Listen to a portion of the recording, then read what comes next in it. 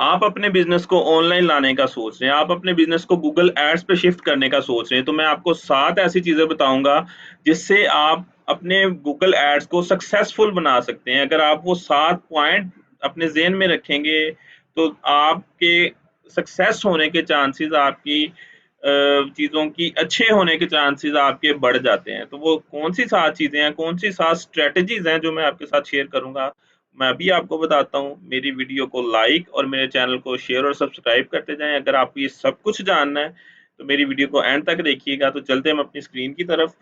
तो सबसे पहले आपको क्या करना है, आपको अपने कस्टमर्स जो है आपकी उसकी डिमांड पता करनी है, उसकी डिमांड जाननी है कि अब आपको पता होना चाहिए कि आपका कस्टमर किस प्रोडक्ट में इंटरेस्ट रखता है। सपोज मैं एक सिनेरियो आपको बताता हूँ कि मैं क्या सेल करना चाहता हूँ। मैं luxury shoes, luxury formal shoes sell करना चाहता हूँ, ठीक है? ये मेरा बिज़नेस है, मैं इसको ऑनलाइन लेके आना चाह रहा हूँ, ठीक है? अब मुझे पता होना चाहिए कि जो ऑनलाइन की ऑडियंस है, उसमें जो लग्जरी शूज़ बाय करने वाले, लग्जरी फॉर्मल शूज़ बाय करने वाले हैं, वो कौन से हैं और उनकी डिमांड क्या है, वो किन-किन चीज़ों को अपने माइंड में रखते हैं कि हमें ये प्रोडक्ट बाय करनी है, इसमें क्या-क्या चीज़ें होनी चाहिए, ठीक है? तो आपको अपने सबसे पहले तो कस्टमर जो आपका है उसकी डिमांड पता होनी चाहिए कि मेरा जो लग्जरी शूज़, फॉर्मल शूज़ का कस्टमर है वो क्या-क्या चीज़ें देखता है शूज़ में, ठीक है? एक तो आपको ये पता होना चाहिए। जो दूसरी चीज़ है कि आपके माइंड में ये गोल क्लियर होना चाहिए कि आपके टारगेट्स क्या हैं, ठीक है? कि सपोज़ आपको पता होना चाहिए कि यार ये जो मेरा ब्रांड है, ये जो मेरी प्रोडक्ट है, ये मैंने किस-किस को मार्केट करना है, इसमें मैंने किस-किस को टारगेट करना है और मैंने क्या-क्या चीज़ें किस तरह लेके चलनी है। आपका सारा प्लान पहले रेडी होना चाहिए कि सपोज़ ये मैं आज ब्रांड अपना गूगल पे शिफ्ट करने लगा हूँ, इसको प्रमोट करने लगा हूँ।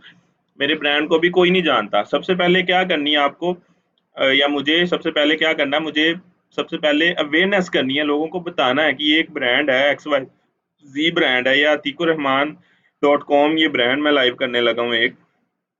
तो उसमें क्या-क्या चीज़ें हैं, मेरा ब्रांड क्या सेल करता है।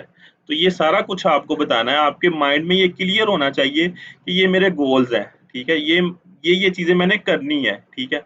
पहले स्टेप में आपको कस्टमर की डिमांड पता होनी चाहिए, दूसरे स्टेप में आपको अपना पता होना चाहिए कि मैंने क्या करना है, ठीक है? आपके गोल क्लियर होने चाहिए। जो थर्ड स्टेप है, थर्ड जो स्टेप है उसमें क्या करना आपको, आपने जो आपको पता चल गया कि आपका जो ब्रांड है, जो फॉर्मल शूज़ हैं, वो कौन-कौन सी ऑडियंस उसको बाय कर सकती है, ठीक है? तो आप उस हिसाब से अपनी ऑडियंस के हिसाब से आपने क्या करनी है, अपने एड्स डिज़ाइन करने हैं, ठीक है? सपोज़ कि मेरी जो ऑडियंस है, वो वाले लोग हैं। सपोज़ एक लग्ज़री शॉपर्स की ऑडियंस है गूगल के अंदर, कि जो लग्ज़री लोग हैं, जो लग्ज़री चीज़ें बाय करते हैं, जो मतलब बाय करते हैं अच्छी चीज़ें, तो उनको हम टारगेट कर सकते हैं। अब मेरे माइंड में क्लियर है कि मैंने वो लग्ज़री शॉपर्स को टारगेट करना है, ठीक है? जो मुझे हाई रेवेन्यू दे सकते हैं, हाई रेवेन्यू की वैल्यू दे सकते हैं, जो मुझे हाई सेल की वैल्यू दे सकते हैं, ठीक है? तो मैं अगर लो लेवल कस्टमर को, लो जो प्राइस की प्रोडक्ट बाय करते हैं, उनको टारगेट करूँगा तो मेरे टारगेट अचीव नहीं होंगे, ठीक है? तो ये आपके माइंड में ये चीज़ क्लियर होनी चाहिए। उसके बाद जो 4th स्टेप है उसमें क्या है कि आपने अपनी ऑडियंस को ऐड लाइव कर लिया, ऐड आपने डिज़ाइन कर ली है पिछले स्टेप में। इस स्टेप में आपको पता होना चाहिए कि जो आप ऐड लाइव की है, आपने अपनी स्ट्रैटेजी जो बना ली है, इसको आपने ऑप्टिमाइज़ भी करना है। ये नहीं कि आपने स्टिक टू प्लान रहना है, आपने चीज़ें सिचुएशन के हिसाब से डिज़ाइन करते रहना है, अपनी सिचुएशन के हिसाब से चीज़ें कंट्रोल करते रहना है अपनी। तो उस केस में क्या होगा कि आप सपोज़ अगर सर्च कैंपेन लाइव कर रहे हैं, तो सर्च कैंपेन में आपको आपके कीवर्ड्स कंट्रोल करने हैं, आपको इर्रेलेवेंट लोगों को टारगेट ही नहीं करना, आपने इर्रेलेवेंट लोगों को अपने ऐड शो नहीं करवाने। तो उस केस में आपने जाके अपने कीवर्ड्स को नेगेटिव करते रहना है, ठीक है?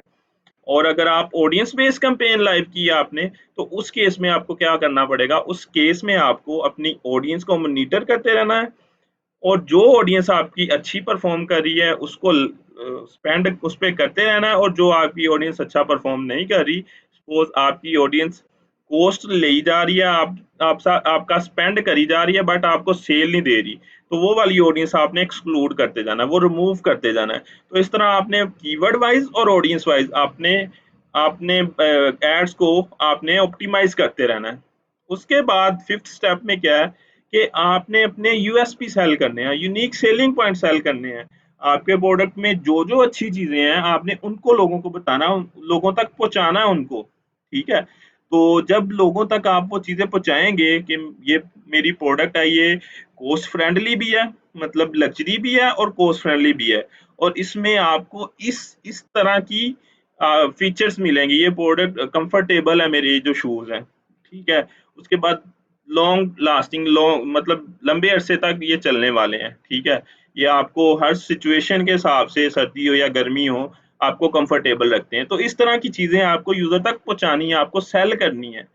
तो उसके बाद जो 6th स्टेप है, आपने अपनी कैंपेन्स को ओवरऑल भी ऑप्टिमाइज़ करते रहना है कि क्या करना है आपने। आपने अपने लोकेशन, जिस लोकेशन से आपको स्पेंडिंग ज़्यादा हो रही है बट रिस्पॉन्स नहीं आ रहा, उसको एक्सक्लूड करना है। जिस टाइम में आपको ज़्यादा आपकी स्पेंडिंग हो रही है, आपको रिस्पॉन्स नहीं आ रहा, उसको एक्सक्लूड करना है। उसके अलावा आपको पहले ही मैंने बता दिया, आपने ऑडियंस एक्सक्लूड करनी है जो अच्छा परफ़ॉर्म नहीं कर रही, जो कीवर्ड अच्छा परफ़ॉर्म नहीं कर रहे हैं, उसको एक्सक्लूड करना है। आप अपने आर्टवर्क्स को रिवाइज़ करवा के देख सकते हैं कि जो सपोज़ कुछ आर्टवर्क्स आपके अच्छा परफ़ॉर्म नहीं कर रहे, उनको पॉज़ करके न्यू आर्टवर्क्स आप ऐड करें, ऐड कॉपीज़ न्यू ऐड करें। तो इस तरह आप अपने बिज़नेस को मज़ीद इम्प्रूव करवा रहे होते हैं। और जो लास्ट स्टेप है, आपको ये लाज़मी पता होना चाहिए कि आपका कंपैटिटर क्या कर रहा है और आप कहाँ पे लाए कर रहे हैं और वो कहाँ पे लाए कर रहा है। आपको अपने और दोनों अपने कंपैटिटर के, दोनों के लूप होल्स पता होने चाहिए। आपको अपने कंपैटिटर का पता होना चाहिए कि वो किन चीज़ों में लाए कर रहा है और उस चीज़ों पे आपको फ़ोकस करना चाहिए।